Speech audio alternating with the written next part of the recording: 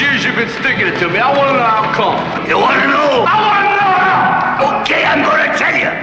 Because you had the talent to become a good fighter. And instead of that, you became a leg breaker. Some cheap, second-rate loan shark. During the 1980s, Hollywood saw an influx of strong male heroes of particular quality. They are strong, muscular, and determined. They started with films like Rambo and Conan the Barbarian, and escalated into a Hollywood mainstay for a whole decade. These men were pushed on filmgoers as the ideal male figure. Time after time, they were shown beating the villain and triumphing in the end. These heroes were presented as having little emotion or personal qualms about killing. James Cameron's 1984 film, Terminator, takes the same idea of a super-strong, muscular hero and turns it on its head. Arnold Schwarzenegger plays the villain, a relentless killing machine, while Michael Biehn plays a scruffy resistance fighter named Kyle Reese that must team up with Sarah Connor in order to destroy the machine menace. Not only is our hero not the perfect picture of male physique, he fails, and it's Sarah Connor who must complete the task of destroying the Terminator.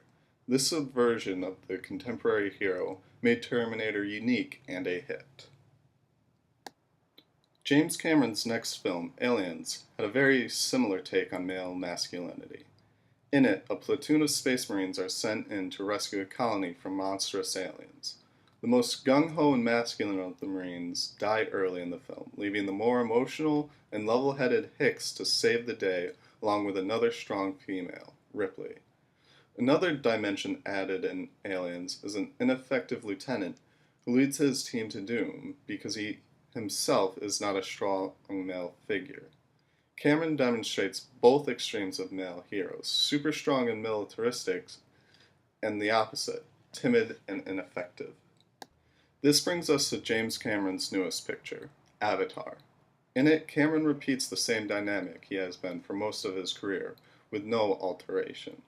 Jake Sully is a scruffy, emotional, and balanced character that will lead the natives to victory against the evil one-dimensional brute, Colonel Quaritch. This might have been an interesting dynamic in the 80s, but today we are faced with many heroes that subvert classic masculinity. Films like Taken and Inception provide an audience with heroes that are not necessarily strong, but have a good heart and have the determination to win in the end. James Cameron's use of masculinity in his films generally boils down to scruffy, good old boys paired against bullheaded muscle men, evil rich people, and ineffective leaders.